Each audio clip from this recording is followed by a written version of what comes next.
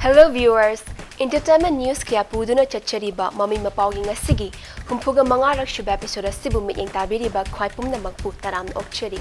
amadi mamang episode kidamakta adomna thambirakiba feedback amadi suggestion singidamaktasu hainingai leitana thagatpa phongdochi ngasigi episode asida adomgidamakta pujarakliba mapao sing khanghanjege ahan oina thamjariba mapao asi June 19 ga mari leinana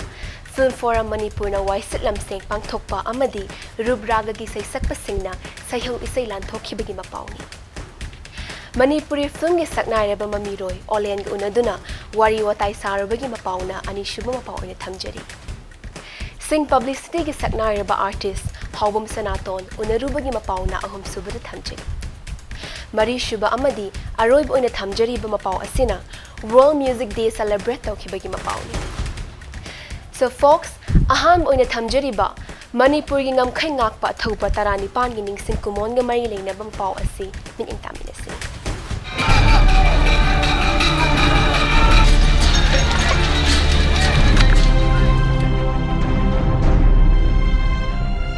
Iramdam Manipur gi ngamkhay kaibi yaroi haiba achet firep amaga loinana haukiba kumja lising ani shubna amada haungnaruba naidan Manipur imagi mapari mamom oibe kayana haurakkiba miyam gi ihauda thawaina pontha oiduna imagi damak lairam lenda tin kraba athaubi tarani panbu ningsingduna kumja khudingi pangthoktuna lakliba the great June uprising unity day gi mangoinana tha sigi haukiba tang taramanga gi ayukta Film Forum Manipur na sinduna changna lairam len pangkraba sing adugi aroiba mathau mangam pangthokiba mafam ke krupata makhoi gi khubamda waisit lamseng gi thoram pangthoki lepaki issue da thawai thakiba kaya dubu aikoi ningsing jarakanda leihoriba aikoi ngasi society de hingmineriba aikoi su makhoi gumna makhoi gi khudung ilakanda aikoi iramdam irepaki damda kariuma khardi tokhum thu I haibu unna na baidana aikoi Film Forum na singjaraga aikoi film fraternity gi member mayam si aikoi mafam sida khara taru tanana thamnana ba mafam sibu hayeng miyam tin ba yana na ba na hona lakpani to marui ba pandam di aikoi art ki lamda leiriba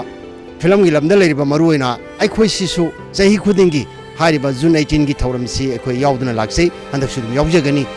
nunggi ba warol di aikoi thamjaba taraga di aikoi film fraternity de leiriba aikoi khwai su society si aikoi si belongs to ribanina aikoi matam gi issue lepa ki ba kaya sida aikoi film gi artist samo jaraga film gi thomi mo jaraga su aikoi su lepa ki thogai si thodang lo pham thu I haiba wakhalon sine aikoina nung thamjari badi madugi wakhalon du dani aikoina sahi khudungi the great June uprising unity day se aikoina yauduna lakseri bis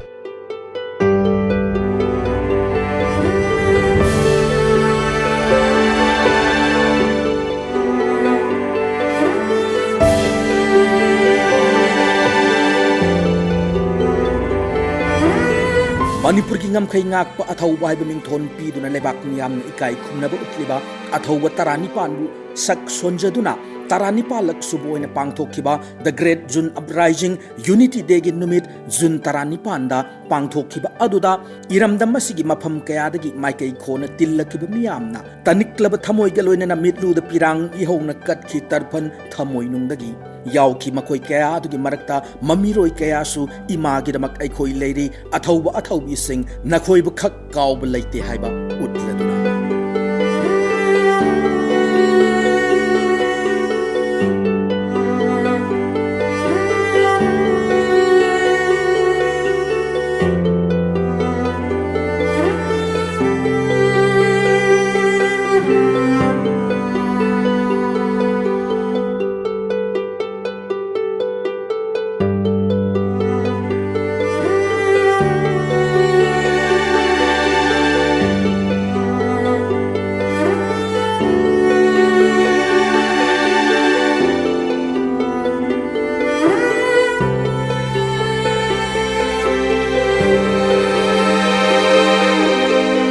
Numit adugi makha chatharak poina ke kurpata pangthokiba miyam gi mifam iramdam asigi saisak pi amadi saisak loi kayana khudol tamba saitha isai go loinana haudoki laiba phaida ke krupat nang che lai pham le oide lai pa shigi Liber faida ke krupa nang se lai phom len oire lai pa sili seli do ingna imphal turel sheng li do nakong Silido inna infature Silido nako ayinung til laiba thabi ke krupa Yaroy Manipur ki ngam khai kai ba yaroy Yaroy Yaroy Yaroy Manipur ki ngam khai kai ba yaroy Yaroy Yaroy imagi sakla kai ba yaroy Hakchang na se tarasu iram na se tahalloy Shingina ina chilingai hai tum amma choi halloi Hakchang na se tarasu iram na se tahalloy Shingina ina chilingai hai tum amma choi halloi Imalay ba kung sijay Uful thau ba mamu chai Imalay ba kung sijay Uful thau ba mamu chai Yaroy Yaroy Yaroy Manipur ngam khai kai ba yaroy Film Forum Manipur amadi artist sing lobby ki ba thodang sing adugi damakta pumnamak pu thagachari amadi iramdam gi damakta pumnamak confirm chet element si haina thamchike Hojik mathang lokachari ba Manipur film gi taibangda miyamna thoina pamnaba mamiroi sing kana kanano khandoktuna khuttheglakpa matamda sungsoi soidina miyam gi leitonda leiregadaba saknai ba mamiroi khwai gi tatomba olen gi Mami Mapao gi teamna unaruba gi paudam asi meeting tambi Hi, this is Tenzing, and this is Mami Mapao exclusive candid talk with the one and only, our everyone's favorite, the great actor, Mr. Olen. Koi no hujik lei mapam ase luang samam dani aduga mapam ase da hujik koi international yoga day jo oibanina conference achobam su pangthok lei mapam aduda akoi da Olen jing asi thengnajare adu mayam da Olen ga wari watai hadi exclusive candid talk ase mayam punna yengminasi udabsam kuire da Olen je koi keno screen da adu hujik se hanagi ke haitare miss to bidabra koi acting actor am oibagi life to kano ne ai je ka karbar tongan gre haitare ko duna miss pudi am to wi sahi mga taro tara mo may haitare film kharaga dun tam laptop na re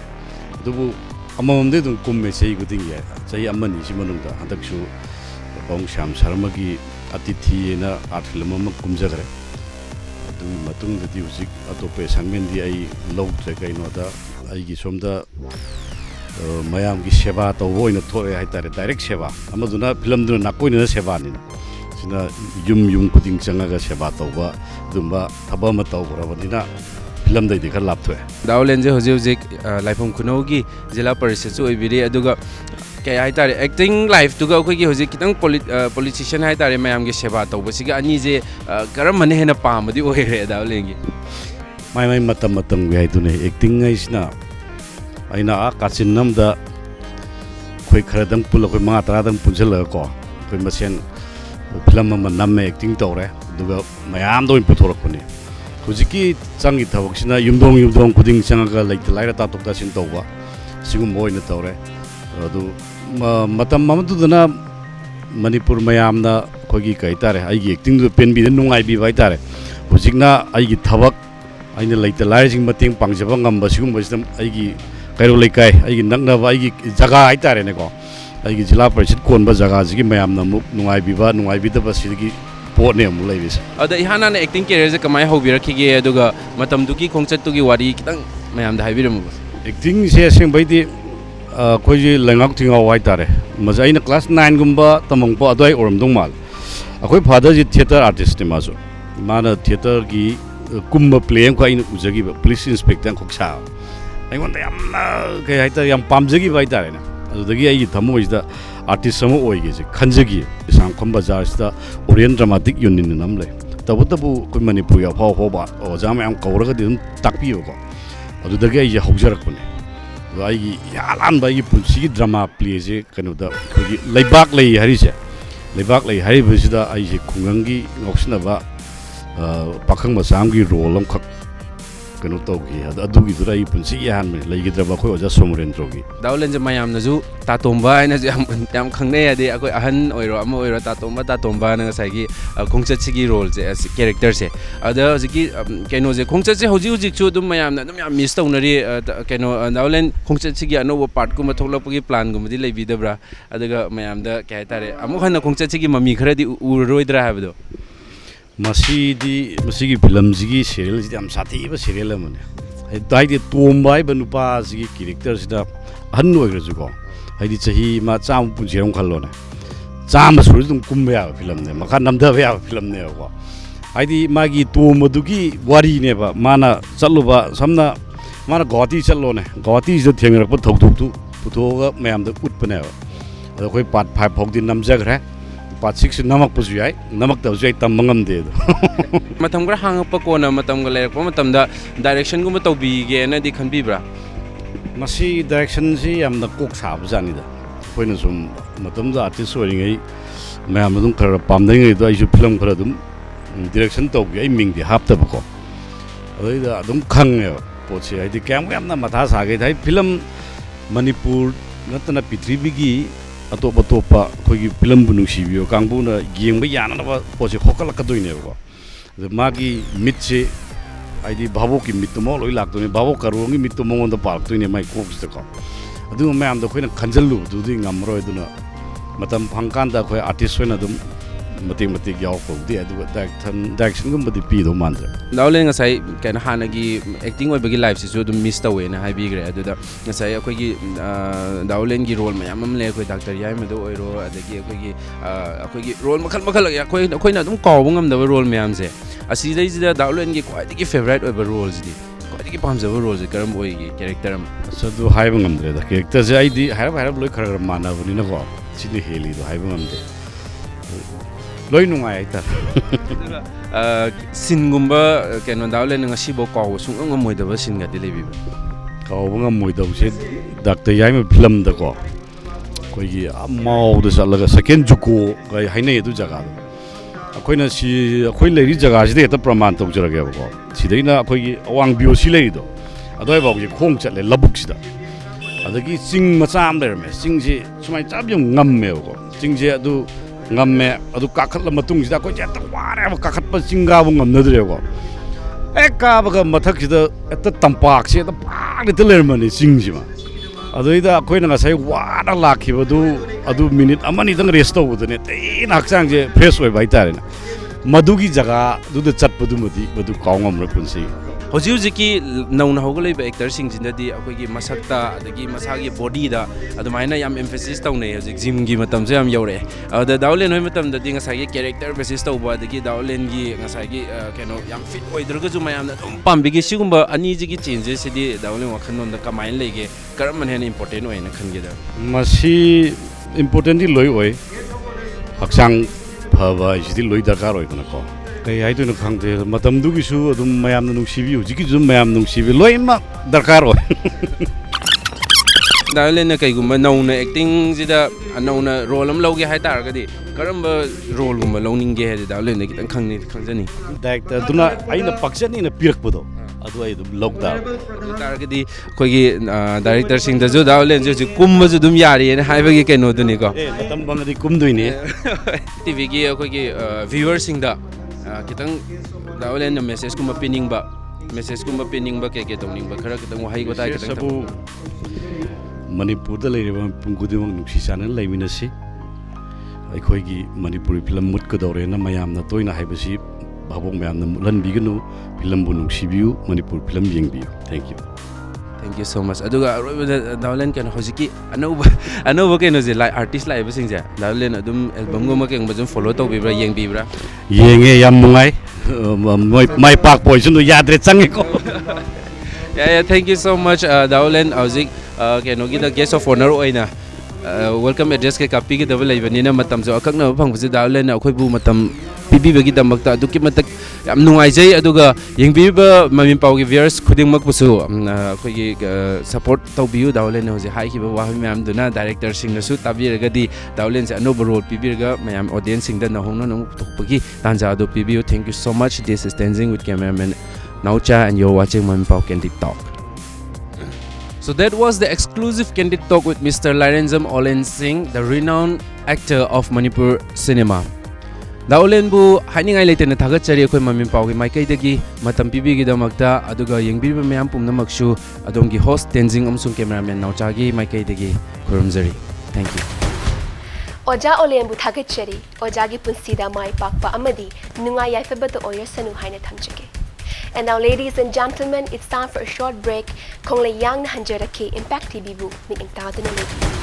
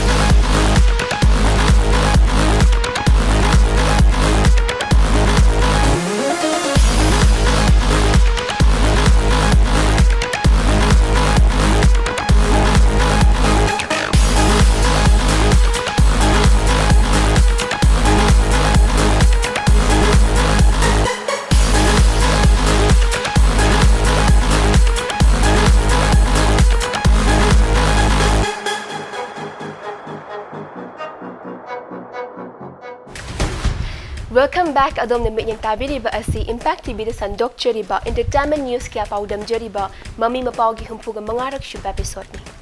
Hojik break ki matungda lokachariba sing publicity miyam na layek pahariba art asige margi lainana toydok na khangnaraba singthanariba art house amani. Sing publicity bu makhong somliba hawbam sanaton ga unaduna wari saruba gi paudam asi lawbi.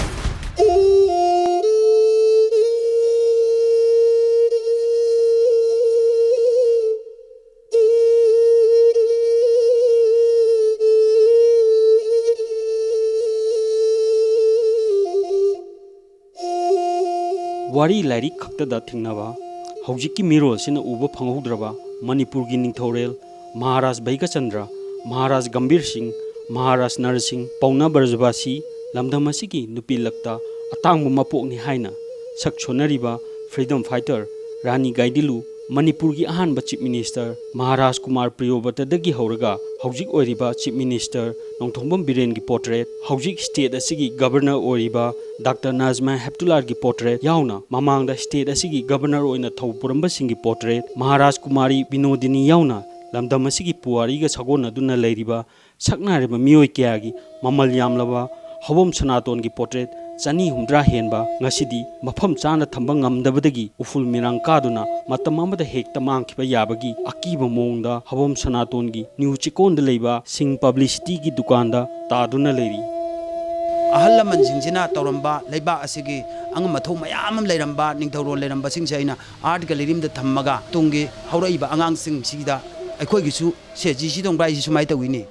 Asangba minute ketan ga isumai tawi gamir singa isumai tawi hara moi chak thok chaba phau ga daba adungba sayek ama amdam su jade habage inguda wakhallon sida jam kanai na pakhat ba si karmaina paikhala ka dage haibaduni aina thamjani ba wafam si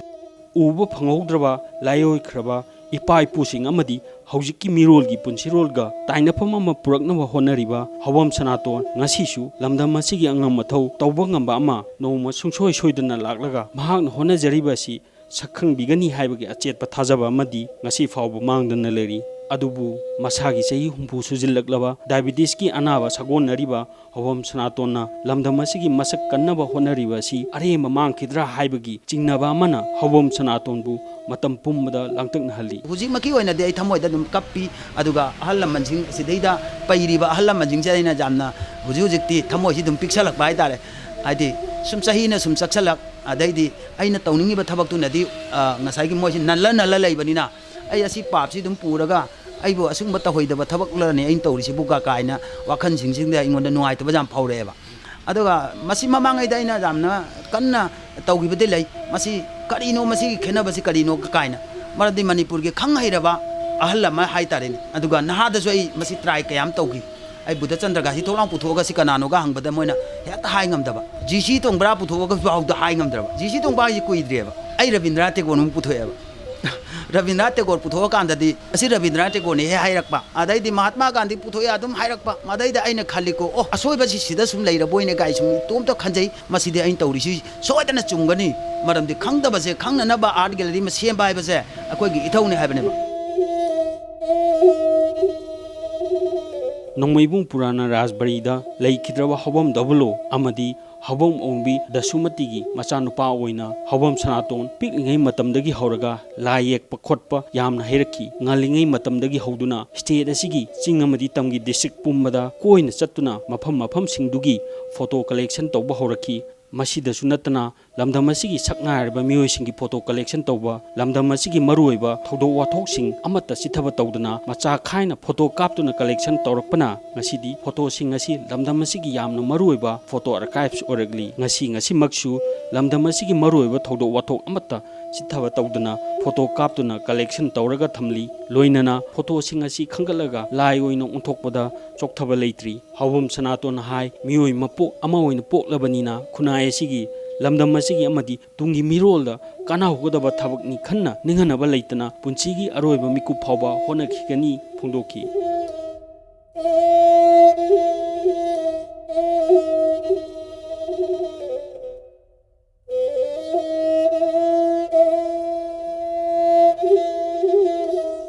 Manipur gi mafam khuding mak lambi thong pa turen khong khridawa hong khragadwa kaino mayam ningse ai matam dugi adum khallaga lakpani na imadugi photo su dum loksan jaraga dum ainum lakpane da igi wakhandi ipa ningsi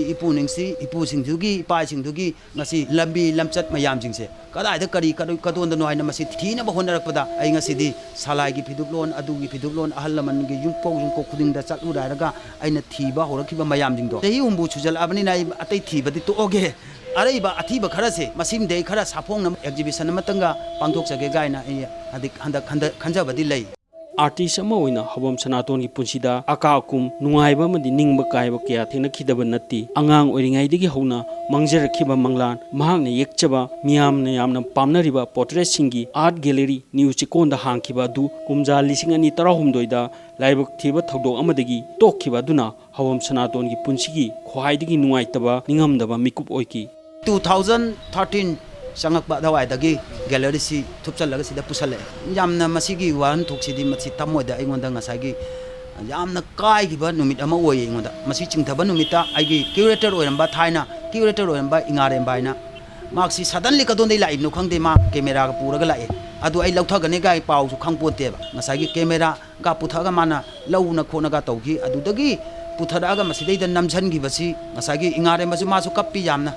Kaino tawrib se ka kaina da khoi jo dum thamoi da masi kai nate punsi ai besidi kaino tane gai khale du thamoi di jam kai ba numit oi ke iman numit tu tarik le ai ge gallery ai ge art kaino da diary da phajana che na thamjan jai Asa kya ga loinana wana sengwat chakhiba sing portrait gallery na sidokiba miko Hawam Sanatongi yet ki pamom tek pag pangkhak oiki gallery thupchan khraba matungda singnaba magaloina honaduna mahaki portrait sing kumja lising ani 15 gi sangai festival da utpa phangjarubadagi matam madugi India gi president Pranab Mukherjee gi secretary na penbiduna India gi president Delhi gi Rashtrapati Bhavan da unabagi tanja phangkiba loinana Rashtrapati Bhavan da pangthokpa numit 15 ni gi artist writers in residence program yawba phangkiba duna Hawam Sanatongi punsigi khwaidagi nungai Mikup Oiki.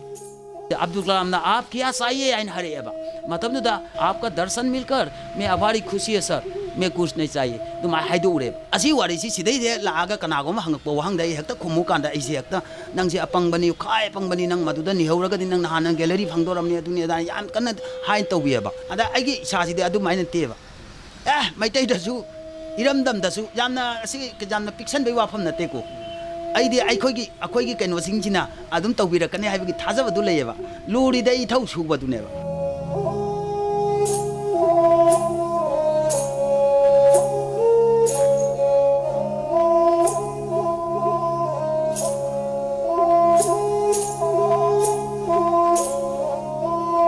Painter, philosopher, photographer, amadi lamdam asigi ahingba puari oiba pabung Hawam Sanaton ngasi maksu lamdam asigi irol iek masak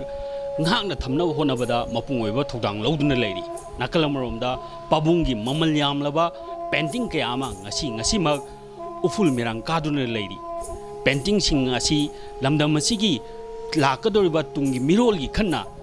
haujik leiba lenga asina ningthina ngak sena thamna honabada mapung oiba thodang lawina si habsi miamda thamjage camera person pibo goloina paudamjariba bhakta tormo impact news chakon Pabung Sanatona Lobiriba Taudang Takatabang Zeroi. Pabung Yelingzaba, Soidana Mapung Fabo Oisanu, Langaki Maikay Digi, Kongtang Amadi Tangai Fadri Haina Tamjiki. Dear viewers, Ngasi Aroiba Amadi Mari Subamapao Oya Tamjariba, World Music Day Iramdam Asida Su, celebrate Tau Hibaki Paudam Asi, Pundami Intamasi. June kunmathoibu malim pumbada World Music Day gi thorum pangthok nabagum iramdam asidasu Jawaharlal Nehru Manipur Dance Academy, Manipur Dramatic Union, Sri Sri Bal Mukunda Dev Music College amadi Yai School gi Range lampak na chingba tongan mafam kayada pangthok naki Langaki amadi lanai mi kaya galoina na music pu pamjab sing na mapungoy na sarjadu na pangthok na kiba thorum sing aduda isai gamari leinaba lyric fongba akang ai sing na music chawkhatna na ba tongan wakalol sing phongdok na ba amadi isai nongmai khudol tammana thorum singi mapungoy ba saktam oinaki tongan ba loop amadi institution kaya na senduna pangthok na kiba thorum sing asina art kilam dam mating leraba iramdam Manipur sedagi hen masak thokba magul leiba music artist kaya thohalakna nabagi achauba maram mama soidana oiragani haibada thoina haiman thoklaroi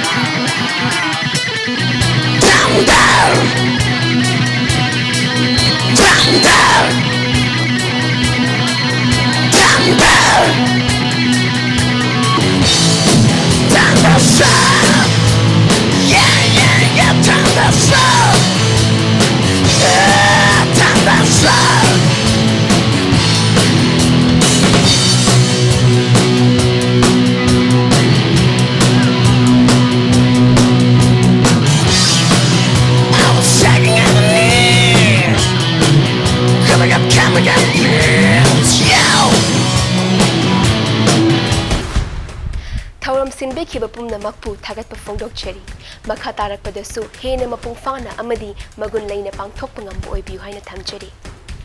matang suwaida episode asi tension janabiki tanjadu logzagi adumakpu pumnamakna aikhoge channel asibu YouTube ta subscribe tawbiduna adomge feedback amid suggestions sing soidana comment tawbirakpa kaubiganu. See you at the next episode with more entertainment news. Have a great time. Bye.